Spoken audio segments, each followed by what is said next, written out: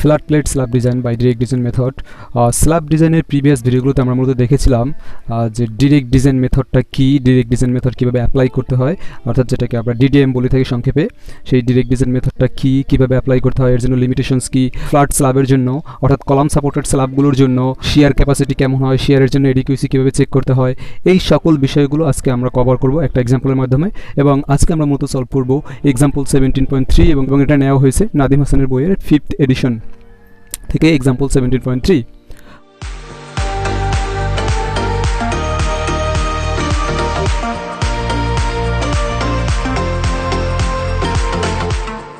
তো এক্সাম্পলটা এভাবে ডিসক্রাইব করছে যে আমাদের এরকম একটা ফ্লোর সিস্টেম রয়েছে যেখানে বোথ ডিরেকশনে আমার 4টা করে প্যানেল রয়েছে। আমি এখানে 3টা করে ডোর করেছি, এদিকে আরও রয়েছে, অর্থাৎ এই ডিরেকশনেও 4টা প্যানেল, এই ডিরেকশনেও 4টা প্যানেল রয়েছে এবং প্রতিটি প্যানেলের ডাইমেনশন হচ্ছে 24 ফিট বাই 20 ফিট এবং প্যানেলগুলোর জাংশন পয়েন্ট এভাবে কলাম রয়েছে এবং প্রতিটি কলামের সাইজ হলো 20 ইঞ্চ বাই 20 ইঞ্চ।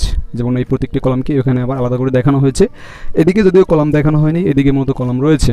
আর এই স্ল্যাবের উপর বা এই ফ্লোর প্যানেলের উপর আমাদের আগত লোডগুলো হলো লাইভ লোড আসবে 100 PSF এবং ডেড লোড আসবে 24 PSF ফ্লোর ফিনিশ, প্লাস এর সাথে আমাদের স্ল্যাবের যে সেল পয়েন্ট এটা অ্যাড করতে হবে। এবং এখানে যে আমরা ম্যাটেরিয়ালস ইউজ করব সেই ম্যাটেরিয়ালসের প্রপার্টিগুলো এরকম। কনক্রিটের স্ট্রেন্থ দেওয়া আছে M প্রাইম = 4 KSI এবং ইল্ড স্ট্রেস দেওয়া আছে FY = 60 KSI। তবে এই প্রপার্টিসগুলো ইউজ করে আমাদের একটা ইন্টেরিয়র প্যানেলকে ডিজাইন করতে বলছে। যেমন এটা একটা ইন্টেরিয়র প্যানেল, এটা একটা ইন্টেরিয়র প্যানেল, এখানে এটাও ইন্টেরিয়র প্যানেল, কারণ যে প্যানেলগুলোর চারদিকে আরও প্যানেল থাকে সেটাকে আমরা ইন্টেরিয়র প্যানেল বলি। এরকম একটা ইন্টেরিয়র প্যানেল আমাদের ডিজাইন করতে হবে। দ্যাট ইজ আমাদের বের করতে হবে এই স্ল্যাবের থিকনেস কত হবে এবং কোথায় কী পরিমাণ রিইনফোর্সমেন্ট ইউজ করতে হবে।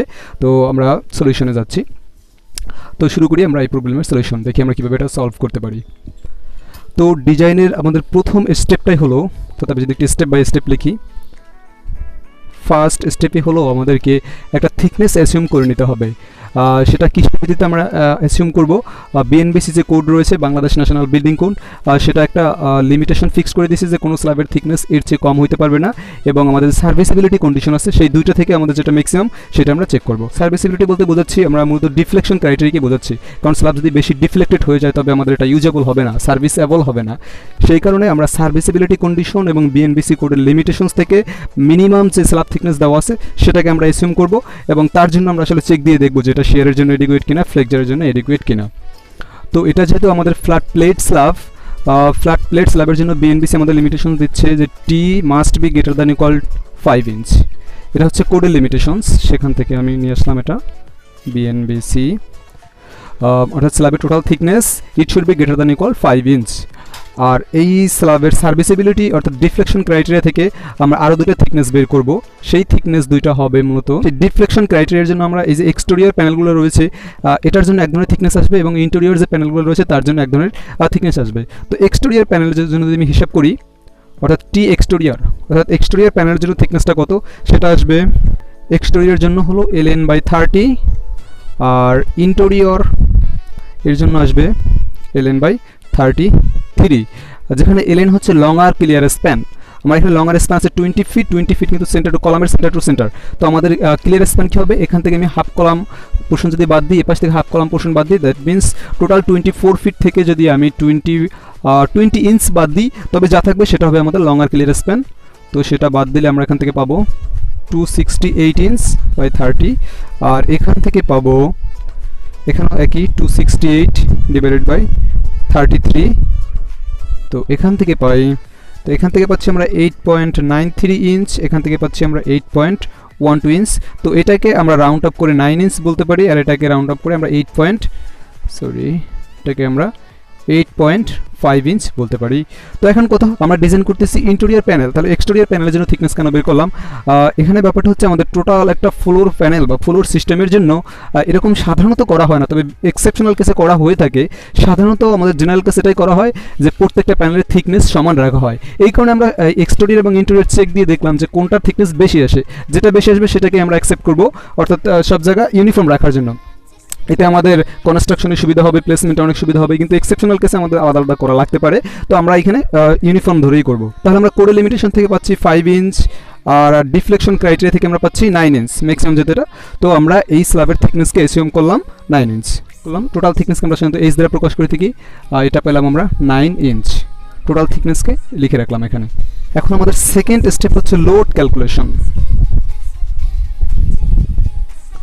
অর্থাৎ সেই এই স্ল্যাবের উপর টোটাল কী পরিমাণ লোড আসবে তার ক্যালকুলেশন করা এবং তাকে ফ্যাক্টরাইজড করা। তো আমরা লাইভ লোড অলরেডি দেখতে পাচ্ছি 100 PSF আসবে। আমরা ডেড লোডটাকে একটু ক্যালকুলেট করে নিই। ডেড লোডটা আসবে 24 PSF, এর সাথে আসবে আমাদের সেলফ ওয়েট। স্ল্যাবের সেলফ ওয়েট ধরে কি আসবে 9 ইঞ্চ, একে আমরা ফিটে নেওয়ার জন্য যদি 12 দ্বারা ভাগ করি আর এর স্ল্যাবের ইউনিট ওয়েট যদি 150 দ্বারা গুণ করি, তবে পিএসএফে আমরা এটা লোড কত পেয়ে যাব। তো এখান থেকে ক্যালকুলেট করলে আমরা পাবো 136.5 PSF। তাহলে টোটাল ফ্যাক্টর লোড কত আসে, যেটাকে আমরা কিউ বলে থাকি, আমাদের ফ্যাক্টর করি 1.2 into dead load plus 1.6 into live load. এটা যদি ক্যালকুলেট করি তবে এখান থেকে পাওয়া যাবে, অর্থাৎ এই যে ডেড লোডটা পেলাম এর সাথে 1.2 ফ্যাক্টর এবং এখানে যে লাইভ লোড আছে 100 PSF, এটার সাথে আমরা 1.6 ফ্যাক্টর গুণ করলাম, তবে এখান থেকে আসবে 323.8 PSF। এটাকে আমরা একটু রাউন্ড আপ করে নিলাম আমাদের হিসাবের সুবিধার্থে, এখানে 330 PSF ধরে নিলাম, যেটা হবে মূলত 0.33 KSF। তো আমরা লোডের মান যা পেলাম সেটা একটু এখানে লিখে রাখি, কিউ আলটিমেট বা ফ্যাক্টর লোড পেলাম 0.33 KSF। তো আমরা থিকনেস অ্যাসিউম করলাম, আমাদের ফ্যাক্টর লোড ক্যালকুলেট করলাম। এখন আমাদের বলেছিলাম এই প্রিভিয়াস ক্লাসগুলোতে দেখিয়েছিলাম যে আমাদের ফ্লেক্সারাল ডিজাইনে যাওয়ার পূর্বে এই যে আমরা থিকনেসটা অ্যাসিউম করলাম, এই থিকনেসটা আমাদের শিয়ারের জন্য এডিকুয়েট কিনা আমাদের প্রথমে সেটাই চেক করতে হবে। তো আমাদের থার্ড স্টেপ হচ্ছে চেক ফর শিয়ার। আমরা শিয়ারের জন্য চেক করব। তো শিয়ার চেকটা দুই ধরনের আমরা জানি, একটা হচ্ছে পাঞ্চিং শিয়ার চেক। তো পাঞ্চিং শিয়ার চেকটা কীরকম হবে, এটা যেহেতু আমাদের কলাম থেকে আমরা জানি d/2 ডিস্টেন্স দূরে আমাদের পাঞ্চিং শিয়ারের জন্য ক্রিটিক্যাল সেকশন হয়ে থাকে, তাহলে এই ডিস্টেন্সটা হবে আর আমাদের কলাম যে সাইজ সেটা যদি আমরা এ ধরি a+d, দ্যাট ইজ এ পাশ থেকে আমাদের d/2, এ পাশ থেকে d/2 টোটাল d, অর্থাৎ এই ডিস্টেন্সটুকু আসছে a+d। এভাবে এটাও আসবে a+d, এটা a+d, অর্থাৎ আমাদের এখানে পরিসীমাটা দরকার। সেই পরিসীমা হচ্ছে তাহলে 4 ইন্টু a+d করলে হয়ে যাচ্ছে পরিসীমা 4 ইন্টু এখানে এর ভ্যালু হচ্ছে 20 ইঞ্চ প্লাস d। আচ্ছা, d কত, এখানে d কিন্তু ইফেক্টিভ ডেপথ, এই টোটাল ডেপথকে ইউজ করা যাবে না। তাহলে আমাদের ইফেক্টিভ ডেপথকে আগে ক্যালকুলেট করে নিতে হবে, আমাদের টোটাল এস থেকে কাভারিং বাদ দিতে হবে। তো এই ক্ষেত্রে আবার একটা ব্যাপার আছে, আমাদের এটা যেহেতু বোথ ডিরেকশনের রিইনফোর্সমেন্ট ইউজ করতে হবে, যদি আমরা লং ডিরেকশনের রিইনফোর্সমেন্টকে এভাবে নিচে দিই, ধরে নিই এটা লং ডিরেকশনের রিইনফোর্সমেন্ট, এটাকে যদি এভাবে নিচে প্লেস করি বা বটমে প্লেস করি, তবে আমাদের শর্ট ডিরেকশন রিইনফোর্সমেন্টকে এর টপে প্রোভাইড করতে হবে। অর্থাৎ এইটা যদি আমাদের স্ল্যাব সেকশন হয়, তাহলে আমরা এই টোটাল থিকনেস এইচ থেকে কীভাবে আমরা ইফেক্টিভ ডেপথ ডি বাদ দেবো। আমরা যদি লং ডিরেকশন হিসাব করি তখন কিন্তু আমাদের ইফেক্টিভ ডেপথ হবে এই যে বটম স্টিলের সেন্টার পর্যন্ত, আমাদের শর্ট ডিরেকশন হিসাব করি তবে কিন্তু হবে টপ স্টিলের সেন্টার পর্যন্ত। তাহলে দুইটা ইফেক্টিভ ডেপথ আমরা পাচ্ছি। আমাদের হিসাবের সুবিধার জন্য আমরা কী করি, এই দুইটা ডেপথের অ্যাভারেজ নিয়ে থাকি। তো অ্যাভারেজ কীভাবে নিতে পারি, আমরা টোটাল ওই টপ থেকে যদি এই দুইটা বারের যে ইন্টারসেকশন পয়েন্ট, এটা যদি এই পর্যন্ত যদি যায় তবে আমরা অ্যাভারেজ ডেপথ পেতে পারি। তাহলে অ্যাভারেজ ডেপথটা হচ্ছে আমাদের এই উপর থেকে বটম বার পর্যন্ত ডিস্টেন্স, অর্থাৎ দুইটা বারের যে মাঝামাঝি ডিস্টেন্স পর্যন্ত। তাহলে আমাদের কী করতে হবে, টোটাল এস থেকে এই ক্লিয়ার কাভারিং বাদ দিতে হবে প্লাস একটা ডায়া বাদ দিতে হবে, একটা বারের ডায়া বাদ দিতে হবে। তাহলে এইচ মাইনাস আমরা বলতে পারি dia of bar minus covering. তো আমাদের টোটাল এইচ আছে এখানে 9 ইঞ্চ, সেখান থেকে বাদ দিলাম আমরা একটা ডায়া, আমরা এসএম করে নিলাম আমরা নাম্বার 5 বার ইউজ করব। তাহলে নাম্বার 5 বারের ডায়া হচ্ছে 5/8 ইঞ্চ, এখান থেকে মাইনাস কাভারিং। তো কাভারিংটাকে যদি আমরা 0.75 ইঞ্চ ধরি তবে এখান থেকে ক্যালকুলেট করলে পাওয়া যাবে, টোটাল আসবে 7.6 ইঞ্চ। এই 7.6 ইঞ্চ আমরা এইখানে ইউজ করব। তাহলে এটা যদি ক্যালকুলেট করি এখান থেকে আমরা বি নট পাবো, এখান থেকে পাওয়া যাচ্ছে 110 ইঞ্চ। তো আমরা দেখে নিই তাহলে আমাদের এই লোড অ্যারেঞ্জমেন্টের জন্য এই কলামের উপর, এই লোড অ্যারেঞ্জমেন্টের জন্য আমাদের পাঞ্চিংয়ের জন্য ফ্যাক্টর শেয়ার কত আসে। তো পাঞ্চিংয়ের মূলত এই কলামকে সাপোর্ট করতে হবে, অর্থাৎ এই কলামকে সাপোর্ট করতে হবে চারপাশ থেকে এরকম একটা স্ল্যাবের পোর্শনকে। তো সেই স্ল্যাবের পোর্শনটা কী হবে, এপাশ থেকে হাফ স্ল্যাব পোর্শন, এপাশ থেকে half slab portion, that is 24 feet, আর এই দিকে 20 ফিট। আমাদের a+d এর ভ্যালুটা আমরা একটু বের করে রাখি, a+d সমান কত আসে, 20 ইঞ্চ প্লাস 7.6 ইঞ্চ, আর দ্যাট ইজ 27.6 ইঞ্চ। তাহলে আমাদের এই ফ্যাক্টর শেয়ার ফোর্স কত আসবে, এই টোটাল আমাদের এই একটা কলামের যতটুকু স্ল্যাব সাপোর্ট করবে এই টোটাল স্ল্যাবের উপর আগত লোড, সেখান থেকে মাইনাস করতে হবে আমাদের এই অংশটুকু লোড, তো সেটা আমরা কীভাবে করতে পারি, টোটাল যে এই যে স্ল্যাবটা, টোটালের এই পোর্শনটা, এই টোটাল স্ল্যাবের এরিয়া সেখান থেকে মাইনাস করব এই ভিতরের এরিয়া এবং তার সাথে মাল্টিপ্লাই করব আমরা যে এই যে অ্যাপ্লাইড লোড পেয়েছি 0.33 KSF। তাহলে আমরা সেটাকে এভাবে লিখতে পারি, আমার টোটাল এরিয়া হবে এইদিকে হবে 24 ফিট, ওইদিকে আসবে 20 ফিট, তার মানে 24 ইন্টু 20 ফিট, এখান থেকে আমার মাইনাস করতে হবে এই 27.6, এটা ইঞ্চে আছে, আমার ফিটে নেওয়ার জন্য 12 দ্বারা ভাগ করতে হবে এটার স্কোয়ার, এবং এর সাথে আমাকে মাল্টিপ্লাই করতে হবে কিউইউর মান জানি আমি 0.33। তো এটা হিসাব করলে আমরা ভি আলটিমেট পাচ্ছি, এখান থেকে আসে 156.7 কিপস, অর্থাৎ এই পরিমাণ ফ্যাক্টর শেয়ার আমার এই স্ল্যাবের উপরে আসবে, অর্থাৎ এই পরিমাণ পাঞ্চিং শেয়ার আসবে। এখন আমাদের চেক করতে হবে তাহলে এখানে যে কনক্রিট ইউজ করেছি আর আমরা যে থিকনেস প্রোভাইড করেছি তার রেজিস্টিং ক্যাপাসিটি কত, আমরা এটা একটু লিখে রাখি এখানে, ফ্যাক্টর শেয়ার 156.7 কিপ। তো এখন কনক্রিট ক্যাপাসিটি বের করার জন্য আমাদের বেসিক্যালি তিনটা ফর্মুলা ইউজ করতে হবে। ফার্স্ট যে ফর্মুলাটা ইউজ করতে হবে, আমরা 5VC ইউজ করতে পারি 5 4√A' C B0 D, যেখানে ফাইলগুলো হচ্ছে শেয়ারের জন্য 0.75 ইন্টু 4√A', এটা কিন্তু অবশ্যই পিএসআইতে বসাইতে হবে। A' এর মান ছিল আমাদের 4 KSI, তো পিএসআইতে বসাইলে 4000 ইন্টু B0 এর ভ্যালু আমরা পেয়েছিলাম, B0টা একটু লিখে রাখি, আমরা একটু আগে ক্যালকুলেশনে দেখেছিলাম B0 এর ভ্যালু এসেছিল, B0 ছিল আমাদের 110 ইঞ্চ, তো এখানে B0 হচ্ছে 110 ইন্টু D, আমাদের ইফেক্টিভ ডেপথ D ছিল 7.6 ইঞ্চ, সেটা একসাথে বসিয়ে দিলাম। তো এটা ক্যালকুলেট করলে পাবো, এখান থেকে পাবো আমরা 158.6 কিপস। আমাদের সেকেন্ড যে ফর্মুলা 5BC সেটা হচ্ছে 5 into 2 plus 4/β√A', C B0 D। এই ফর্মুলা কিন্তু কীভাবে আসছে আমরা প্রিভিয়াস ভিডিওগুলো দেখিয়ে আসছি, অবশ্যই সেখান থেকে চেক করে নেবেন যদি সেই ভিডিওগুলো না দেখে থাকেন, আর সেই ভিডিওগুলোর লিঙ্ক আমি ডিসক্রিপশন বক্সে দিয়ে রাখবো। তো এখানে 5 ভ্যালু 0.75, 2 প্লাস 4/β, এখানে নতুন একটা ফ্যাক্টর বিটা চলে আসছে। বিটা বলেছিলাম আমাদের কলামের লং ডাইমেনশন এবং শর্ট ডাইমেনশন এই দুটো রেশিও, এখানে দুটোই সমান 20/20, তাহলে তার রেশিও করলে 1 আসবে, into √A', C that is 4000 into B0 D এর ভ্যালু তো আগের মতোই, B0 110 inch into D 7.6 inch, তবে এখান থেকে পাওয়া যায় 238 কিপ। আমাদের থার্ড যে ফর্মুলা রয়েছে, এই দুটো ফর্মুলাতে মূলত এসএই কোড দিয়েছে, আর এই ফর্মুলাটা আমাদের কনক্রিটের পাঞ্চিংয়ের জন্য রেজিস্টিং ক্যাপাসিটি আমরা জানি, পাঞ্চিং শেয়ারের জন্য রেজিস্টিং ক্যাপাসিটি, আর এই দুটো কোডের লিমিটেশন যে এটার ভ্যালু এই দুটোর সাথে বেশি হতে পারবে না। তো এই জন্য আমাদের তিনটা ফর্মুলা দিয়ে চেক দিতে হবে, আসলে যেটা কম সেটাই অ্যাপ্লাই করতে হবে। তো থার্ড যে ফর্মুলাটা হচ্ছে 5VC = 5 into 2 plus αS D by B0 into √A', C B0 D। তো এইখানে যদি আমি এই ভ্যালুগুলো বসাই, সবই জানা আছে, শুধু আমাদের αS এই ভ্যালুটা জানা নেই। তো আমরা দেখেছিলাম যে αS এর ভ্যালু এটা 40 হয় ইন্টেরিয়র কলামের জন্য, আমরা যেহেতু ইন্টেরিয়র প্যানেল নিয়ে হিসাব করতেছি, তো ইন্টেরিয়র কলাম, এখানে ইন্টেরিয়র কলামের জন্য 40, তারপরে এক্সটেরিয়র কলামের জন্য ছিল 30 এবং কর্নার কলামের জন্য ছিল 20। তো এটা যেহেতু আমাদের যেহেতু ইন্টেরিয়র কলাম, তো আমরা αS এর মান 40 ইউজ করব, এবং D B0 এই বাকি ভ্যালুগুলো যদি এখানে বসিয়ে দিই, সব ভ্যালুগুলো আমাদের জানা আছে, সেটা বসালে এখান থেকে আমরা পাবো 188.9 কিপস। তাহলে আমাদের এই তিনটের মধ্যে সবচেয়ে ছোট আসছে 158.6 কিপস, যেটা কিন্তু আমাদের ফ্যাক্টর শেয়ার 156.7 এর চেয়ে বেশি। তো আমরা পাঞ্চিং শেয়ারের জন্য দেখলাম 5VC > ফ্যাক্টর VU, সো এটা ওকে। এখন আমাদের সেকেন্ডলি এটাকে চেক দিতে হবে বিম শেয়ারের জন্য, যে বিম শেয়ারের জন্য এটা এডিকুয়েট কি না। তো বিম শেয়ারের জন্য এডিকুয়েট কিনা সেটা আমরা কীভাবে চেক করব, এটা যদি আমাদের কলাম হয়, কলাম পেজ থেকে আমাদের D ডিস্টেন্স দূরে আমাদের ক্রিটিক্যাল সেকশন থাকে, D ডিস্টেন্স দূরে এইভাবে স্ল্যাবটার যে স্ল্যাবটাকে ক্যারি করতেছে সেই স্ল্যাবটার এই বরাবর শেয়ার হওয়ার প্রবণতা থাকে। আমরা জানি বিম শেয়ারের জন্য কলাম পেজ থেকে D ডিস্টেন্স দূরে ক্রিটিক্যাল সেকশন হয়ে থাকে। তো এই ক্ষেত্রে আমরা এই টোটাল স্ল্যাবের ওয়েট নিয়েও কাজ করতে পারি, অথবা এখান থেকে আমরা একটা স্ট্রিপ কল্পনা করতে পারি, সেটা করলে আসলে আমাদের সুবিধা হবে। যদি আমরা 1 ফিটের উইডথ অর্থাৎ 12 ইঞ্চ একটা স্ট্রিপ নিয়ে কল্পনা করি, এই স্ট্রিপের উপর কতটুকু আমাদের শেয়ার ফোর্স আসছে এবং এই স্ট্রিপের রেজিস্টিং ক্যাপাসিটি কত, তবেই হয়ে যাবে। তো এই স্ট্রিপের জন্য আমরা দেখি কত আসে, বি আলটিমেট আসবে। এই স্ট্রিপের আমাদের এরিয়া কত আসবে, এরিয়া ওইদিকে যেহেতু 1 ফিট আর এইদিকে আমাদের এই ডিস্টেন্সটা লাগবে, তো এই ডিস্টেন্সটা কত আমরা একটু খেয়াল করি।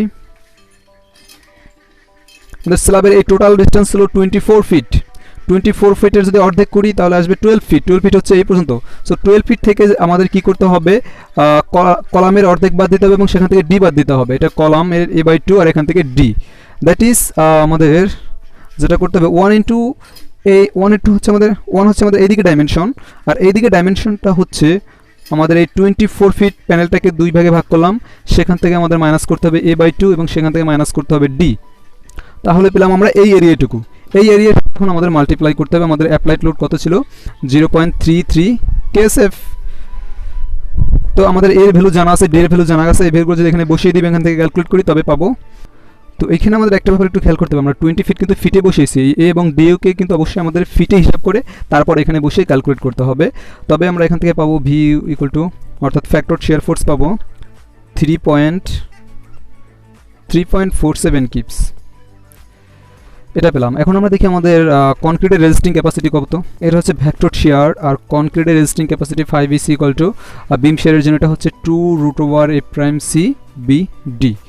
আচ্ছা, 5 ভ্যালু 0.75 ইন্টু 2 ইন্টু A'(C), এটাকে অবশ্যই পিএসআইতে বসাইতে হবে, ইন্টু বি। এখানে বি হবে কত, ওই যে আমরা 1 ফিট উইথ একটা স্ট্রিপ কল্পনা করছিলাম, দ্যাট ইজ এখানে বি এর মান হচ্ছে আমাদের 12 ইঞ্চ।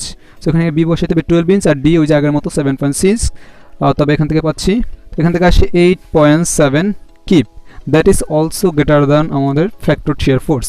তাহলে আমরা দেখলাম বিম শিয়ার এবং পাঞ্চিং শিয়ার বোথ ক্ষেত্রে আমাদের এই যে আমরা থিকনেস অ্যাসিউম করেছি এবং কনক্রিটের যে ক্যাপাসিটি রয়েছে আমাদের বোথ কেসে বিম শিয়ার এবং পাঞ্চিং শিয়ার বোথ কেসে আমাদের এই প্যানেলটা এডিকুয়েট রয়েছে। তো শিয়ারের জন্য আমাদের এক্সট্রা কোনো রিনফোর্সমেন্ট প্রোভাইড করার দরকার নেই, শিয়ারের জন্য আমাদের এই স্ল্যাবটা সেফ রয়েছে। তো আমরা এখন ফ্লেক্সিবল ডিজাইনে প্রসিড করব।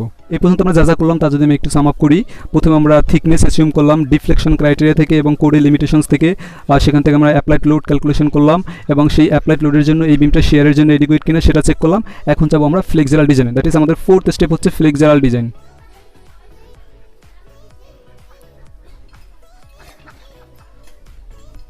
তো এই ফ্লেক্সিবল ডিজাইনের মূলত আমরা অ্যাপ্লাই করব flexible design by direct design method, যে আমরা ডিরেক্ট ডিজাইন মেথড শিখেছিলাম এটাই মূলত এখানে অ্যাপ্লাই করতে হবে, ডিরেক্ট ডিজাইন মেথড বা যেটাকে আমরা সংক্ষেপে ডিডিএম বলি। তো এটার কাজ ছিল কি, প্রথমে আমাদের স্ল্যাবের উপর অ্যাপ্লাইড স্ল্যাবের উপর দেখব টোটাল স্ট্যাটিক মোমেন্ট কত আসে এই এমও, এবং এই এমওকে আমরা ডিস্ট্রিবিউট করেছিলাম প্রথমে নেগেটিভ জোনে, তারপরে সেটাকে পজিটিভ জোনে, নেগেটিভ এবং পজিটিভ এই দুইটা রিজনে ডিস্ট্রিবিউট করেছিলাম।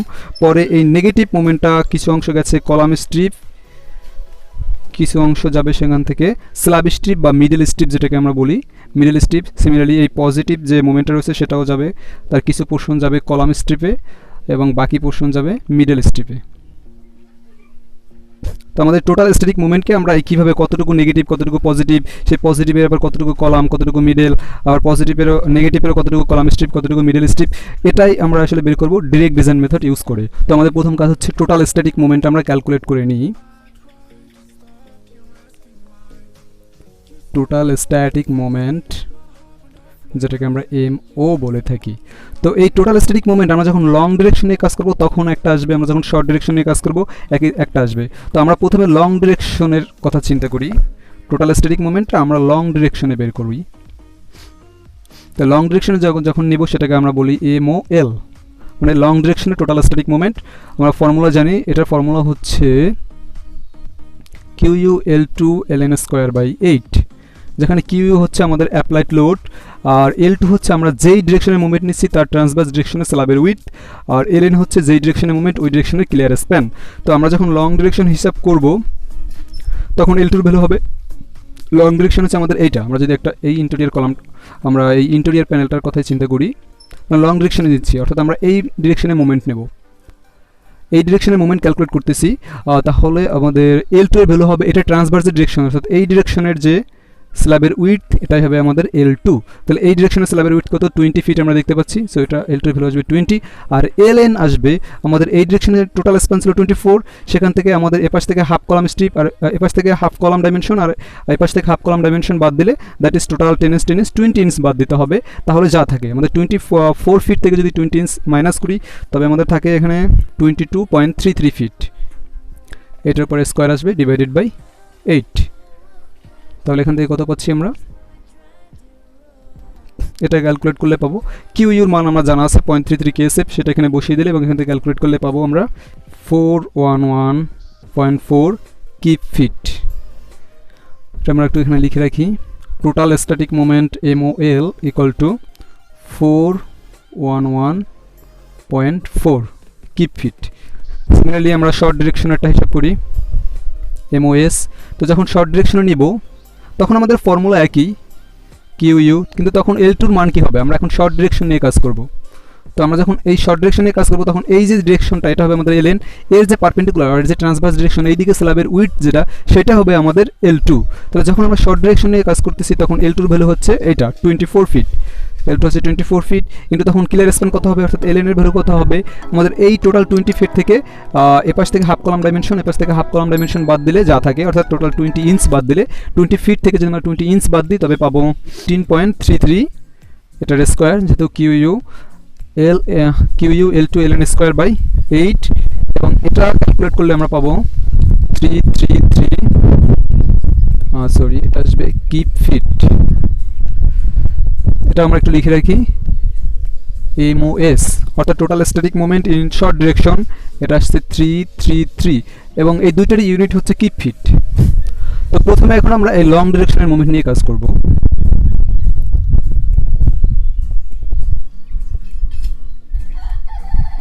লং ডিরেকশনের জন্য টোটাল স্ট্যাটিক মোমেন্ট MO ছিল আমাদের 411.4 কিপ ফিট।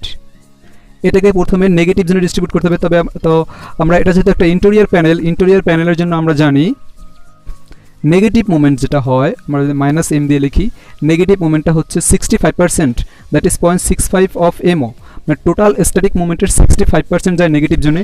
এটা আমরা ডিরেক্ট ডিজাইন মেথড থেকে জানি। তো এখানে যদি এই ভ্যালুটা বসিয়ে দিই তবে এখান থেকে পাবো, এখানে আসবে 267.4 কিপ ফিট।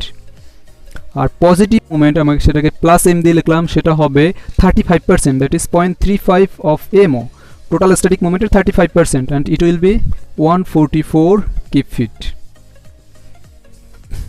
তাহলে আমরা টোটাল স্ট্যাটিক মোমেন্টকে নেগেটিভ এবং পজিটিভ জোনে ডিস্ট্রিবিউট করে ফেললাম।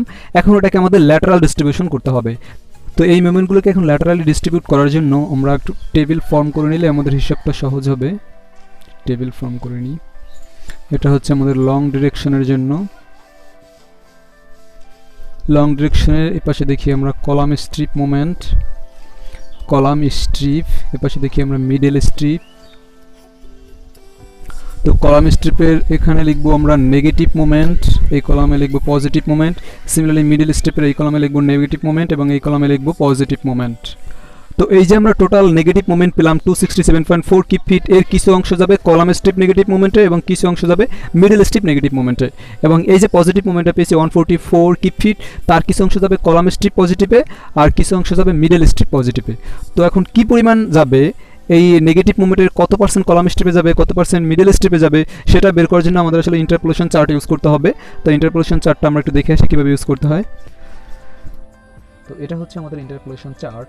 এই চার্টটা ইউজ করে আমরা নেগেটিভ এবং পজিটিভ মোমেন্টকে স্ল্যাব এবং কলাম স্ট্রিপে ল্যাটারালি ডিস্ট্রিবিউট করব। এটা হচ্ছে নিলসনের বইয়ের গ্রাফ F1.4, যেমনটা আমি বলেছিলাম যেখানে দেখতে পাচ্ছেন গ্রাফ F1.4, এখানে লেখা আছে interpolation charts for lateral distribution of slab moments, অর্থাৎ স্ল্যাব মোমেন্টকে ল্যাটারাল ডিস্ট্রিবিউট করার জন্য আমরা এই ইন্টারপোলেশন চার্টগুলো ইউজ করব। তো এই চার্টগুলোর সাথে আমরা অলরেডি পরিচিত আছি, তো তবু আবার একটু আমরা সংক্ষেপে দেখে নিই। উপরের চারটা হচ্ছে ইন্টেরিয়র নেগেটিভ মোমেন্টের জন্য, আর মিডলেরটা হচ্ছে এক্সটেরিয়র নেগেটিভ মোমেন্টের জন্য, আর নিচে যেটা রয়েছে এটা হচ্ছে পজিটিভ মোমেন্টকে ডিস্ট্রিবিউট করার জন্য। আমরা এখানে যে ম্যাথমেটিক্যাল প্রবলেমটা সলভ করছি, এখানে এটা হচ্ছে আমাদের একটা ইন্টেরিয়র প্যানেল। সো এখানে শুধু ইন্টেরিয়র নেগেটিভ মোমেন্ট আসবে এবং পজিটিভ মোমেন্ট তো আমাদের ইন্টেরিয়র এক্সটেরিয়র সব জায়গাতে থাকবে, কিন্তু এটা যেহেতু ইন্টেরিয়র প্যানেল সেখানে ইন্টেরিয়র নেগেটিভ থাকবে আর মিডলে পজিটিভ থাকবে। তো এক্সটেরিয়র নেগেটিভ মোমেন্টের জন্য এই গ্রাফটা আমাদের এখানে আসবে না। তো এই গ্রাফের ব্যবহার কিন্তু আমরা দেখিয়েছি আমাদের অন্যান্য ম্যাথ, যেখানে আমরা এক্সটেরিয়র কোনো প্যানেল নিয়ে কাজ করব তখন আমাদের এই গ্রাফটা ইউজ করতে হবে। তো গ্রাফগুলো যেহেতু এটা একটা 2D গ্রাফ, এটার দুটো এক্সিস থাকে, হরিজন্টাল এক্সিস এবং ভার্টিক্যাল এক্সিস। হরিজন্টাল এক্সিসে রয়েছে এখানে দেখতে পাচ্ছেন L2/L1 রেশিও, তো L2/L1 এই রেশিওটা, যেখানে L2 হচ্ছে কি আমরা যে ডিরেকশনে মোমেন্ট নিব তার ট্রান্সভার্স ডিরেকশনে স্প্যান লেন্থ, অর্থাৎ স্প্যানের উইডথ, আর L1 হচ্ছে আমরা যে ডিরেকশনের মোমেন্ট নিচ্ছি ওই ডিরেকশনে অর্থাৎ ওই বরাবর দিকে আমাদের স্ল্যাবের লেন্থ কত সেটা হচ্ছে L1। তো L2/L1 এই রেশিওটা দেওয়া আছে আমাদের হরিজন্টাল এক্সিসের উপর, আর ভার্টিক্যাল এক্সিসে আমাদের কলাম স্ট্রিপ কতটুকু মুভমেন্ট নেবে, যেখানে লেখা আছে কলাম স্ট্রিপস মুভমেন্ট পার্সেন্ট, এবং সেটা কিন্তু অবশ্যই পার্সেন্টে দেওয়া আছে যে 40, 60, 80, 100, 40, 60, 80, 100 এটা কিন্তু অবশ্যই পার্সেন্ট, অর্থাৎ আমার টোটাল নেগেটিভ অথবা টোটাল পজিটিভ মোমেন্টের কত পার্সেন্ট কলাম স্ট্রিপ নেবে সেটা এখানে দেওয়া আছে। অর্থাৎ কোনো একটা ভ্যালু যদি আমরা এই বরাবর পাই তবে আমরা বলতে পারবো যে 80% কলাম স্ট্রিপ নেবে, যদি এখানে পাই আমরা বলবো 60% কলাম স্ট্রিপ নেবে, আর বাকি যে পোর্শনটুকু থাকবে সেটা তো অবশ্যই মিডল স্ট্রিপ নেবে। তো আমরা দুটো এক্সিস বুঝলাম, এবং এখানে যে তির্যক লাইনগুলো দেওয়া আছে এই তির্যক লাইনগুলোর মতো আলফা F1 L2/L1 এই ভ্যালুর জন্য আলফা F1 L2/L1 এই রেশিওর মানের উপর ডিপেন্ড করে। আলফা F1 L2/L1 যেখানে আলফা F1 বা আলফা F বলি যেটা, এটা হচ্ছে মূলত বিমের স্টিফনেস এবং স্ল্যাবের স্টিফনেস এই দুইটার রেশিও। তো আমরা এই এই প্রবলেমে অর্থাৎ এই প্যানেলে যেহেতু আমরা কোনো বিম ইউজ করতেছি না, দ্যাট ইজ বিমের স্টিফনেস রেশিও 0, সো বিম এবং স্ল্যাবের stiffness ratio it will also be 0, that is alpha F1 = 0। মানে আলফা F1 যদি 0 হয় তবে আমাদের এই ভ্যালুটা রয়েছে আলফা F1 L2/L1 এই ভ্যালুটা 0। তো এই ভ্যালু 0 যেহেতু আমাদের এখানে যে কতগুলো তির্যক লাইন দেওয়া আছে এই লাইনগুলো কিন্তু এই আলফা F1 L2/L1 এর ডিফারেন্ট ভ্যালুর জন্য। অর্থাৎ 0 হলে আমরা এই লাইনটা ইউজ করবো, পয়েন্ট হলে এই লাইনটা ইউজ করবো, 1 অথবা 1 এর বড় হলে এই লাইনটা ইউজ করবো, এই বরাবর এখানে দেওয়া আছে, প্রত্যেকটার ক্ষেত্রে একই কথা। তো আমাদের যেহেতু এটা ফ্ল্যাট প্লেট স্ল্যাব, যেহেতু আমরা এখানে কোনো বিম ইউজ করছি না, সো এই ভ্যালুটা 0। তো এই ভ্যালুটা 0 মানে কি এখন আমাদের এই লাইনটা কাউন্ট করতে হবে। তো এই লাইনটাতে আমরা কি বুঝতেছি, আমার এই বরাবর রেশিও L2/L1 এটার ভ্যালু যাই হোক না কেন, আমার কাছে হচ্ছে কি আমি এই বরাবর যাবো, তারপর আমাদের ওই লাইন পর্যন্ত যেতে হবে। এখন এটা যেহেতু একটা হরিজন্টাল লাইন, সো আমাদের এই L2/L1 রেশিও এর মান যাই হোক না কেন সবসময় কিন্তু আমরা একই ভ্যালু পাচ্ছি। তার মানে ফ্ল্যাট প্লেটের ক্ষেত্রে L2/L1 এই রেশিওর উপর কিছুই ডিপেন্ড করে না, আমরা বুঝতেছি। তাহলে কি সবসময় একটা কনস্ট্যান্ট মান আসবে L2/L1 রেশিও যাই হোক না কেন, সেই মানটা কত আমরা দেখি। এই যে এই লাইনটা কোথায় গিয়ে মিলিত হয়েছে, এটা 60, এটা 70, এটা 80, 70 এবং 80 ঠিক মাঝামাঝি আছে। তার মানে কোন বরাবর আছে 75-এ, দ্যাট ইজ 75%। তার মানে নেগেটিভ মোমেন্টের কলাম স্ট্রিপ নেবে 75%। দ্যাট ইজ নেগেটিভ মোমেন্টের টোটাল যে নেগেটিভ মোমেন্ট রয়েছে তার 75% নেবে কলাম স্ট্রিপ, যদি আমরা ফ্ল্যাট প্লেট স্ল্যাব ইউজ করি। তো এভাবে আমরা 75% কলাম স্ট্রিপ নেবে, এটা ডিস্ট্রিবিউট করে ফেললাম, এবং বাকি যে 25% রয়েছে সেটা মিডল স্ট্রিপ নেবে। এবার আমরা পজিটিভ মোমেন্টের ক্ষেত্রে আসি। পজিটিভ মোমেন্টের ক্ষেত্রে একই দেখি, এখানেও আমাদের এই ভ্যালুটা 0, সো আমাদের কোন লাইনটা কাউন্ট করতে হবে, এই যে 0 বরাবর, যে এই 0 হলে এটা, পয়েন্ট 2 হলে এটা, তো 0 বরাবর লাইনটা দেখি 60-তে মিট করছে। তার মানে আমরা বলতে পারি পজিটিভ মোমেন্টের কলাম নেবে 60%। অর্থাৎ আমরা ওই যে প্রথম যে মোমেন্টটাকে নেগেটিভ এবং পজিটিভ জোনে ভাগ করলাম, সেই নেগেটিভের 75% নেবে কলাম স্ট্রিপ এবং পজিটিভের 60% নেবে কলাম স্ট্রিপ। তাহলে বাকি যে পোর্শনটুকু থাকবে, যেমন পজিটিভ মোমেন্টের 40% সেটা নেবে মিডল স্ট্রিপ, আর নেগেটিভ মোমেন্টের যে 25% ওইটা নেবে মিডল স্ট্রিপ, আর এই 75% এবং 60% এটা নেবে কলাম স্ট্রিপ। তাহলে আমরা কি বুঝলাম, ফ্ল্যাট প্লেট স্ল্যাবের ক্ষেত্রে আমরা এই গ্রাফ না ইউজ করেও আমরা জাস্ট মনে রাখতে পারি যে যদি একটা ফ্ল্যাট প্লেট স্ল্যাব হয় তবে তার L2/L1 রেশিও যাই হোক না কেন, নেগেটিভ মোমেন্টের 75% যাবে কলামে আর পজিটিভ মোমেন্টের 60% যাবে কলাম স্ট্রিপে। তো এভাবে আমরা মোমেন্টগুলোকে ল্যাটারালি ডিস্ট্রিবিউট করলাম। তো এখানে আমরা মোমেন্টের পার্সেন্টেজটা লিখে নিই যে কত পার্সেন্ট যাবে।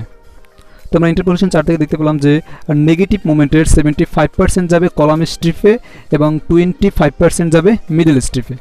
এই যে 75 এবং 25%, কিন্তু 75% এটা কিন্তু নেগেটিভ, এটাও নেগেটিভ, অর্থাৎ টোটাল নেগেটিভ মোমেন্টের এই 75% আসলো কলামে এবং 25% গেল মিডলে। আর যে পজিটিভ মোমেন্টটা রয়েছে, এই পজিটিভ মোমেন্টের আমরা ইন্টারপোলেশন চার্ট থেকে দেখতে পেলাম যে পজিটিভ মোমেন্টের 60% যাবে কলামে এবং 40% যাবে মিডল স্ট্রিপে। কলাম বলতে কলাম স্ট্রিপ। তাহলে আমরা পার্সেন্টেজটা দেখে নিলাম এখন।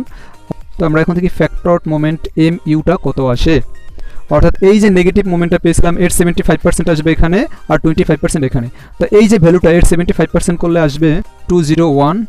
এই ইউনিটটা কিন্তু অবশ্যই আমরা কিপ ফিটে লিখতেছি, আর এটারই আবার 25% করলে সেটা আসবে 66.8।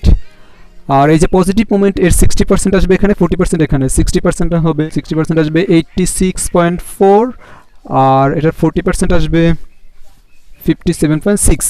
তো এই রোতে যেগুলো আছে সব কিন্তু আমাদের মোমেন্টের ভ্যালু এবং ইউনিট হচ্ছে কিপ ফিট। তো আমাদের ফার্দার ক্যালকুলেশনে যাওয়ার জন্য আমাদের এই প্রতিটা স্ট্রিপের উইথ কত সেটা দরকার, এবং থিকনেস কত, ইফেক্টিভ থিকনেস কত বা ইফেক্টিভ ডেপথ কত সেটা জানা দরকার। তো আমরা একটু উইথগুলো দেখে আসি যে কলাম স্ট্রিপের উইথ কত হবে, মিডল স্ট্রিপের উইথ কত হবে। আমরা এরকম একটা স্ল্যাব নিয়ে চিন্তা করতেছিলাম, যার এই দিকে ডাইমেনশন ছিল 24 ফিট, এটা ছিল 20 ফিট, এরকম একটা স্ল্যাব নিয়ে আমরা আলোচনা করতেছিলাম। তো কলাম স্ট্রিপটা হচ্ছে আমাদের দুই পাশে কলাম স্ট্রিপ, এই দিক দিয়ে কিছু পরিমাণ কলাম স্ট্রিপ, এই দিক দিয়ে কিছু পরিমাণ কলাম স্ট্রিপ। তো এই হাফ কলাম স্ট্রিপের মান আমরা জানি হচ্ছে L/4, এইটুকুর মান হচ্ছে L/4, যেখানে L হচ্ছে শর্টার স্প্যান। ঠিক আছে, তাহলে L/4 করলে আমরা কত পাবো? তাহলে L/4 শর্টার স্প্যান হচ্ছে আমাদের এখানে 20 ফিট, সেটাকে 4 করলে আমাদের আসে 5 ফিট। দ্যাট ইজ কলামের এই স্ট্রিপটুকু হচ্ছে 5 ফিট। তো এপাশ থেকে হাফ কলাম স্ট্রিপ, এপাশ থেকে হাফ কলাম স্ট্রিপ, তাহলে টোটাল এটু পেলাম 5 ফিট, এপাশে 5 ফিট। তাহলে টোটাল আমাদের কলাম স্ট্রিপের উইথ কত? টোটাল কলাম স্ট্রিপের উইথ আসবে কিন্তু 10 ফিট, এবং সেটাকে যদি আমরা ইঞ্চে লিখি তাহলে এই ঘরে আমরা বি লিখবো এবং এটার ইউনিট হবে ইঞ্চ। তো এই ঘরে যদি আমরা উইথগুলো লিখি তাহলে কলাম স্ট্রিপের উইথ পেলাম আমরা 10 ফিট, দ্যাট ইজ সেটাকে ফিটে নিলে আমরা 120 ইঞ্চ পাবো। কলাম স্ট্রিপের উইথ পেলাম আমরা 120 ইঞ্চ করে, এই দুই ঘরে লিখে দিলাম এটা 120 ইঞ্চ 120 ইঞ্চ, কারণ এই দুটো হচ্ছে কলাম স্ট্রিপ। এবার দেখুন মিডল স্ট্রিপ কত থাকে, আমাদের এই টোটাল অংশ ছিল 20 ফিট, সেখান থেকে আমি 5 ফিট 10 ফিট বাদ দিয়ে দিলাম, তাহলে মাঝখানে কত থাকবে? এটাও 10 ফিট হবে, এবং সেটাকে ইঞ্চে লিখলে কত হবে? 120 ইঞ্চ। তাহলে মিডল স্ট্রিপের উইথটাও হচ্ছে 120 ইঞ্চ। এবার দেখি আমরা ইফেক্টিভ ডেপথ কত আসে, এটাও ইঞ্চ ইউনিটে। তো ইফেক্টিভ ডেপথ যখন আমরা ওই শিয়ার ক্যাপাসিটি ক্যালকুলেট করেছিলাম তখন কিন্তু আমরা দুইটা ডিরেকশনের অ্যাভারেজ ভ্যালু যে ডি আসে সেটা নিয়ে ইউজ করেছিলাম, কিন্তু এখানে আমরা একদম এক্সাক্টটা নেব। তাহলে দেখি আমরা লং ডিরেকশনে এক্সাক্ট ইফেক্টিভ ডেপথ কত আসে। আমরা এসিউম করে নিলাম, আগেও এসিউম করেছিলাম যে assuming long direction bar will be provided at bottom। Long ডিরেকশনে বারগুলো যদি আমরা বটমে বসাই তবে লং ডিরেকশনে ইফেক্টিভ ডেপথ কত আসবে? তাহলে লং ডিরেকশনে বারগুলো যেহেতু বটমে, তাহলে আমাদের টোটাল থিকনেস 9 ইঞ্চ থেকে আমাদের ক্লিয়ার কাভারিং 0.75 এবং হাফ অফ ডায়া বাদ দিতে হবে। হাফ অফ ডায়া হচ্ছে 5/8, আমরা নাম্বার 5 বার ইউজ করবো এটা ধরে নিলাম, তবে এখান থেকে পাবো 7.9 ইঞ্চ। দ্যাট ইজ আমাদের লং ডিরেকশনে ইফেক্টিভ ডেপথ হচ্ছে 7.9 ইঞ্চ, এবং আমাদের এই টোটাল ক্যালকুলেশনটা যেহেতু লং ডিরেকশনের জন্য, তো সব জায়গাতেই আমরা 7.9 ইঞ্চ বসিয়ে দিতে পারি। 7.9 ইঞ্চ, অর্থাৎ প্রত্যেকটা স্টেপে আমাদের ইফেক্টিভ ডেপথ হচ্ছে 7.9 ইঞ্চ। এবার আমরা হিসাব করব ফ্লেক্সারাল রেজিস্ট্যান্স আর, যেটার ইউনিট হচ্ছে পিএসআই। ফ্লেক্সারাল রেজিস্ট্যান্স আরটা কি আমরা একটু দেখে নিই। আমরা মোমেন্টের ফর্মুলা থেকে জানি যে M ultimate equal to phi rho b d square fy into 1 minus 0.59 rho fy by f prime c। তাহলে আমাদের কোনো একটা সার্টেন স্ল্যাবের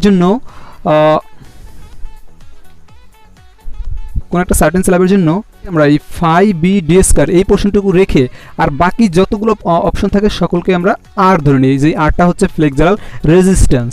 তাহলে আর ইকুয়াল টু এখান থেকে আমরা পাবো mu by phi b d square। Basically R এর ভ্যালু হচ্ছে এই যে এখানে যা যা থাকে rho F Y into 1 minus 0.59 rho F Y by F prime C, ওইটার ভ্যালু হচ্ছে আর। তো আমরা এখান থেকে আলটিমেটলি আমাদের এই মোমেন্ট আর এই যে ডাইমেনশনগুলো পেয়েছি, এই ডাইমেনশনগুলো ইউজ করে আমরা আর এর ভ্যালুটা ক্যালকুলেট করে নেব, যেখানে আর হচ্ছে ফ্লেক্সারাল রেজিস্ট্যান্স। আর হলো ফ্লেক্সারাল রেজিস্ট্যান্স।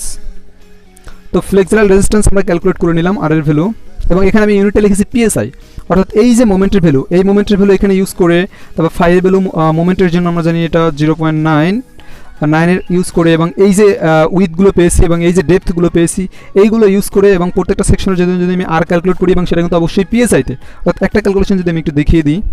তো প্রথমটার জন্য যদি আমি ক্যালকুলেশন করি, এখানে আমাদের মোমেন্ট আছে 201 কিপ ফিট, 201 কিপ ফিট। এটাকে পাউন্ড ইঞ্চি নিয়ে যেতে হবে, পাউন্ড ইঞ্চি নিলে এটাকে 12,000 দ্বারা মাল্টিপ্লাই করতে হবে, আর এখানে আসবে 0.9 ইন্টু বি, এটার বি কত 120 ইঞ্চ, এবং ডি হচ্ছে 7.9 এটার স্কোয়ার। তাহলে এটা হিসাব করলে পাবো, এটা হিসাব করলে আসবে 358, অর্থাৎ এখানে লিখে দিতে হবে 358।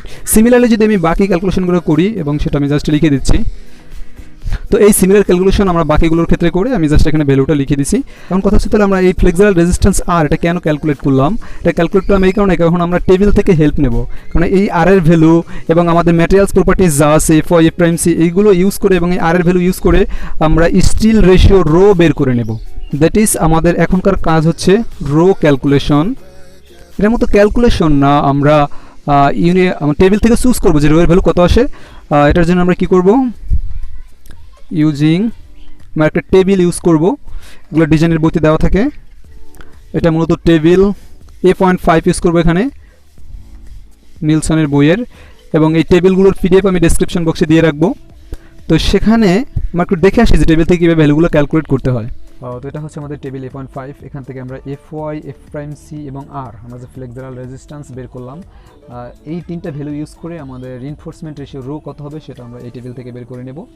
যেমন আমি বলছিলাম যে এটা টেবিল 8.5 এ দেখানো আছে, তার মানে এর বি এক্সটেনশন রয়েছে পরবর্তী পেজে, তো এই টেবিলটার আরও একটা এক্সটেনশন রয়েছে। তো টেবিল 8.5 এখানে লেখা আছে ফ্লেক্সারাল রেজিস্ট্যান্স ফ্যাক্টর R, অর্থাৎ আর এর যে ফর্মুলাটা আমি দেখিয়েছিলাম সেটা এখানে লেখা আছে, এবং এই টেবিলে যে ভ্যালুগুলো দেখানো আছে সবই কিন্তু আর এর ভ্যালু। এই টেবিলটা মূলত দেওয়া আছে ম্যাটেরিয়ালস প্রপার্টি ইউজ করে একটা সার্টেন রিইনফোর্সমেন্ট রেশিও এর জন্য কোনো একটা স্ল্যাব বা বিমের ফ্লেক্সারাল রেজিস্ট্যান্স ক্যাপাসিটি কত, যে ফ্লেক্সারাল রেজিস্ট্যান্স ফ্যাক্টর কত, সেটা মূলত আমরা এই টেবিল থেকে বের করতাম। এখন আমরা কি করব, এই ফ্লেক্সারাল রেজিস্ট্যান্স ফ্যাক্টর ইউজ করে এবং ম্যাটেরিয়াল প্রপার্টিস ইউজ করে আমরা রো এর মান কত সেটা বের করে নেব। তো আমরা আর ক্যালকুলেট করে ফেললাম। তারপর হচ্ছে আমাদের দেখতে হবে, প্রথমে দেখতে হবে আমাদের এখন FY এর মান কত। তো FY এর মান এখানে হচ্ছে, যদি আমাদের FY এর মান 40,000 PSI হয় তবে এটা ইউজ করতে হবে, যদি 60,000 PSI হয় এটা ইউজ করতে হবে। আমাদের এখানে যেহেতু 60 PSI তো আমরা এটা ইউজ করব। এরপর দেখতে হবে আমাদের F', C এর মান কত। F', C এর মান যেহেতু আমাদের 4000 PSI, that is 4 KSI, so আমাদের এই টেবিলটা ইউজ করতে হবে, দ্যাট ইজ আমাদের এই কলাম, টোটালি এই কলামে আমাদের ভ্যালুগুলো নিয়ে আসতে হবে। এখন এই কলামের যে ভ্যালুগুলো দেওয়া আছে সবই কিন্তু আর এর ভ্যালু, এবং এই বরাবর যদি আমরা লেফটে চলে যাই তাহলে এই দিকে যে ভ্যালুগুলো দেওয়া আছে এগুলো কিন্তু সব রো এর ভ্যালু, অর্থাৎ রিইনফোর্সমেন্ট রেশিও রো। তো আমাদের প্রথমটাতে আর এর ভ্যালু কত ছিল আমরা একটু দেখি, আর প্রথম ক্যালকুলেশনটা দেখি, সেখানে আমাদের আর এর ভ্যালু ছিল আর ইকুয়াল টু ছিল 358 PSI, আর এরপর আমাদের FY হচ্ছে 60 KSI, আর F', C হলো 4 KSI। তাহলে FY 60 এবং F', C 4 KSI ইউজ করে আমরা এই বরাবর আসলাম। এখন আমাদের দেখতে হবে যে এখানে কোথায় আমাদের এই 358 বা এর কাছাকাছি বড় কোনো মান আছে। এক্স্যাক্টলি এইটা হলে ভালো হয়, অথবা ইন্টারপোলেশন করলে বেটার হয়। দেখি আমরা 358 এর কাছাকাছি কোন মান আছে।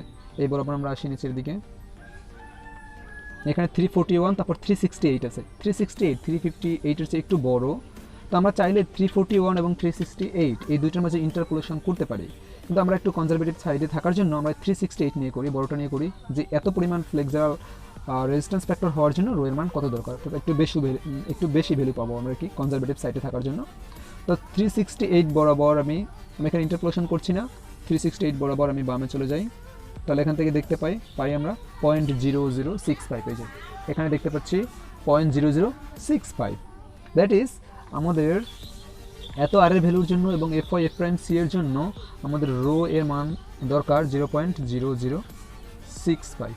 এভাবে আমরা বাকি আর এর ভ্যালুগুলো ইউজ করে রো এর মানটা বের করে নেব, এবং সেই ভ্যালুগুলো বের করে আমি টেবিলে ইনপুট দিচ্ছি।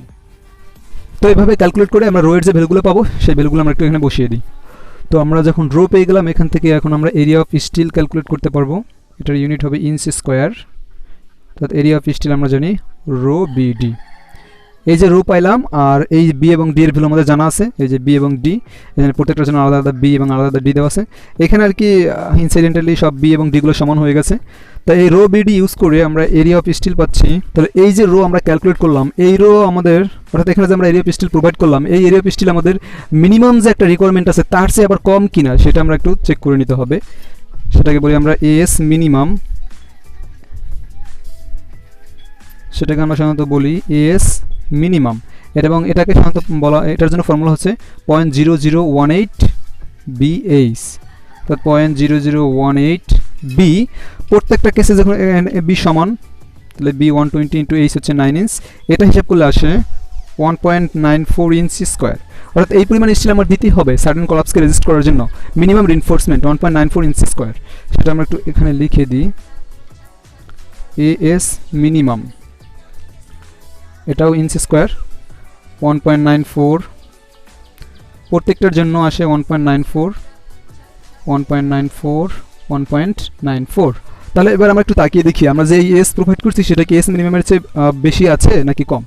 প্রথম দুটো দেখা যাচ্ছে ঠিক আছে, কিন্তু পরের দুইটা আমরা এখানে ইউজ করছি 1.90 ইঞ্চ স্কোয়ার, কিন্তু সেটা দেখা যাচ্ছে যে এস মিনিমামের চেয়ে কম আছে। সো এই ক্ষেত্রে আমাদের কী করতে হবে, আমাদের 1.90 আমরা ইউজ করতে পারবো না, আমাদের মিনিমাম যে রিইনফোর্সমেন্ট রেশিও ওইখানে 1.94 এটা ইউজ করতে হবে। মিনিমাম রিইনফোর্সমেন্ট রিকোয়ার্ড 1.94, এই দুইটা কেসে আমাদের 1.94 ইউজ করতে হবে। তো এখন এই পরিমাণ আমাদের এরিয়া অফ স্টিল দিতে হবে। এখন এই পরিমাণ এরিয়া অফ স্টিল দেওয়ার জন্য আমাদের কতগুলো বার দরকার সেটা আমরা ম্যানুয়ালিও ক্যালকুলেট করতে পারি অথবা আবার টেবিল থেকে নিতে পারি। তো তার জন্য আমরা আবার টেবিল A.2 ইউজ করতে পারি, অর্থাৎ এই পরিমাণ রিইনফোর্সমেন্ট প্রোভাইড করার জন্য আমরা যেহেতু নাম্বার 5 ইউজ করছি তাহলে দেখি নাম্বার 5 এর কয়টা দরকার।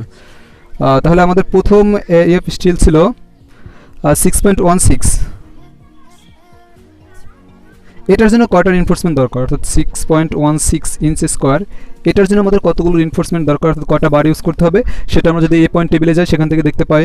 এখানে আমার 20 নাম্বার 5 বার ইউজ করতে হবে এবং তারপরে যে রয়েছে 2.84 ইঞ্চ স্কোয়ার, তার জন্য আমাদের ইউজ করতে হবে 10 নাম্বার 5 বার এবং তারপর যে 1.94 ইঞ্চ স্কোয়ার আছে তার জন্য দরকার হবে 10 নাম্বার, এখানে আমরা নাম্বার 4 বার ইউজ করেছি কারণ নাম্বার 5 বার যদি ইউজ করি তবে স্পেসিং বেশি হয়ে যায়।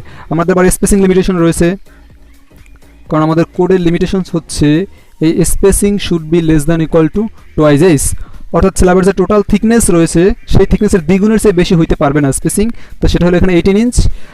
তো আমরা এখন সেই স্পেসিংগুলো একটু ক্যালকুলেট করে দেখতে পারি। যদি আমরা 20টা বার ইউজ করি, এখানে আমরা 20টা বার ইউজ করতেছি এবং তার উইডথ হচ্ছে 120, তার অর্থাৎ 120 ইঞ্চের মধ্যে যদি আমরা 20টা বার ইউজ করি তবে স্পেসিং কত হবে, এখান থেকে ক্যালকুলেট করলে আমরা স্পেসিং পাবো 6 ইঞ্চ, এখান থেকে আসবে 12 ইঞ্চ এবং এখান থেকে আসবে 12 ইঞ্চ করে। অর্থাৎ তাহলে আমরা দেখতে পাচ্ছি আমরা যে বারগুলো ইউজ করছি সেটা স্পেসিং লিমিটেশনকেও ফুলফিল করতেছে, অর্থাৎ 18 ইঞ্চের চেয়ে কোনোটাই বেশি নাই, তার মানে আমাদের ডিজাইন ঠিক আছে। তাহলে এই পর্যন্ত আমরা যা করলাম এটা হচ্ছে ডিরেক্ট ডিজাইন মেথড অ্যাপ্লাই করে আমরা টোটাল মোমেন্টকে ডিস্ট্রিবিউট করে তার জন্য রিইনফোর্সমেন্ট ডিজাইন করলাম, এবং এই টোটাল কাজটা কিন্তু আমরা করছি শুধুমাত্র লং ডিরেকশনের জন্য। এই সিমিলার কাজ, এই একই ক্যালকুলেশন, একই টেবিল, একই ইন্টারপোলেশন চার্ট সব ইউজ করতে হবে আমাদের যখন আমরা শর্ট ডিরেকশনে করতে যাব, অর্থাৎ শর্ট ডিরেকশনের যে এই যে মোমেন্টটা রয়েছে MOS, শর্ট ডিরেকশনের এই টোটাল স্ট্যাটিক মোমেন্টকে নিয়ে যে 333 কি ফিট এইটাকে নিয়ে সেটাকে একইভাবে নেগেটিভ এবং পজিটিভ জোনে ডিস্ট্রিবিউট করতে হবে, সেখান থেকে কলাম স্টেপ এবং মিডল স্টেপ নিতে হবে, তারপর সেখান থেকে এভাবে আমাদের কলাম স্টেপের উইডথ, মিডল স্টেপের উইডথ বের করে নিতে হবে, depth, flexible distance, rho, ASA minimum, এভাবে সবগুলো আমাদের ক্যালকুলেট করে নিতে হবে। অর্থাৎ ওই শর্ট ডিরেকশনের জন্য সেই ক্যালকুলেশনটা আমি আর দেখাচ্ছি না, আমি PDF দিয়ে দেবো যদি কারো দরকার হয়। আর সর্বশেষ যেটা করতে হবে আমাদের রিইনফোর্সমেন্ট ডিজাইন করার পরে এটাকে আমাদের একটা ফিগারের মাধ্যমে দেখিয়ে দিতে হবে আমরা যে রিইনফোর্সমেন্টগুলো ডিজাইন করলাম সেটাকে কীভাবে প্লেস করা হবে, আমাদের ফাইনাল ফিগারটা ড্র করতে হবে। তো আমি এই লং ডিরেকশনের ফিগারটা একটু দেখিয়ে দিচ্ছি। এটা যদি আমাদের স্ল্যাব হয়, এটা মনে করি আমাদের কলাম লাইন, এটাও কলাম লাইন, তবে এই যে আমরা 20 নাম্বার 5 বার ইউজ করেছিলাম এটা কিন্তু আমাদের ছিল নেগেটিভ জোনে, এই যে নেগেটিভ জোনে 6.16 ইঞ্চ স্কোয়ার ছিল, মানে 20 নাম্বার 5 বার ইউজ করা লাগছে আমাদের কলাম স্টেপের নেগেটিভ জোনে। তারপর নেগেটিভ জোনে বারগুলো উপরে প্রোভাইড করা হয়, এই বরাবর যে বারগুলো প্রোভাইড করব, অর্থাৎ এটাই হচ্ছে, এই বারটাই হচ্ছে আমাদের 20 নাম্বার 5 বার। তো টপে প্রোভাইড করতে হবে কারণ এটা নেগেটিভ রিইনফোর্সমেন্ট, আর বটমে প্রোভাইড করতে হবে আমাদের পজিটিভ রিইনফোর্সমেন্ট। বটমে পজিটিভ রিইনফোর্সমেন্ট আমরা ইউজ করেছিলাম এই যে এটা কলাম স্টেপ পজিটিভ 2.84, তার জন্য আমাদের দরকার ছিল কত 10 নাম্বার 5, অর্থাৎ এই বারটা হলো 10 নাম্বার 5। এখানে একটা বার না, আসলে 10টা নাম্বার 5 বার আছে, এটা যেহেতু আমরা সেকশন দেখাচ্ছি এই বরাবর সেকশন কেটে নিয়েছি লং ডিরেকশনে, সেই জন্য এইভাবে দেখাচ্ছি আমরা। এই একটা বার দেখানো মানে ওইটার পাশে এখানে এই স্ট্রিপটুকুর মধ্যে এটাকে আমি দেখাইছি কলাম স্ট্রিপ লং ডিরেকশন। অর্থাৎ কলাম স্টেপের লং ডিরেকশনে আমাদের বটমে 10টা নাম্বার 5 বার ইউজ করতে হবে এবং টপে 20টা নাম্বার 5 বার ইউজ করতে হবে, এবং সেখানে অ্যাঙ্করিংয়ের জন্য অর্থাৎ কত দূরে কাট অফ করতে হবে, কতটুকু অ্যাঙ্করেজ লেন্থ দিতে হবে সেটা আসলে ডিটেলিংয়ে আসবে, আমাদের ডিজাইনে শুধুমাত্র এই পর্যন্ত দেখা দিলে হবে। তো এটা শুধুমাত্র আমার কলাম স্ট্রিপ লং ডিরেকশনের জন্য দেখালাম। সিমিলারলি লং ডিরেকশনের মিডল স্ট্রিপের জন্য দেখাতে হবে, শর্ট ডিরেকশনে কলাম স্ট্রিপ দেখাতে হবে, শর্ট ডিরেকশনের মিডল স্ট্রিপ দেখাতে হবে, অর্থাৎ এরকম 4টা ফিগার আসবে, 4টা ফিগারে আমাদের রিইনফোর্সমেন্টগুলো দেখাই দিতে হবে। তো এই ছিল আমাদের টোটাল ডিরেক্ট ডিজাইন মেথড। আমরা একটা টোটাল স্ল্যাব প্যানেল আর ডিরেক্ট ডিজাইন মেথড ইউজ করে আমরা একটা ফ্ল্যাট প্লেট স্ল্যাব, অর্থাৎ কলাম সাপোর্টেড স্ল্যাবটা সরাসরি কলামের উপর রেস্ট করবে, স্ল্যাব এবং কলামের মাঝে কোনো বিম থাকবে না, কোনো ধরনের অ্যারেঞ্জমেন্ট থাকবে না, যেটাকে আমরা বলি ফ্ল্যাট প্লেট স্ল্যাব, এবং সম্পূর্ণ ডিজাইন আমরা এখানে দেখলাম। আশা করি সবাই বুঝতে পারছেন। কোনো ধরনের কনফিউশন থাকলে অবশ্যই কমেন্ট বক্সে জানাবেন।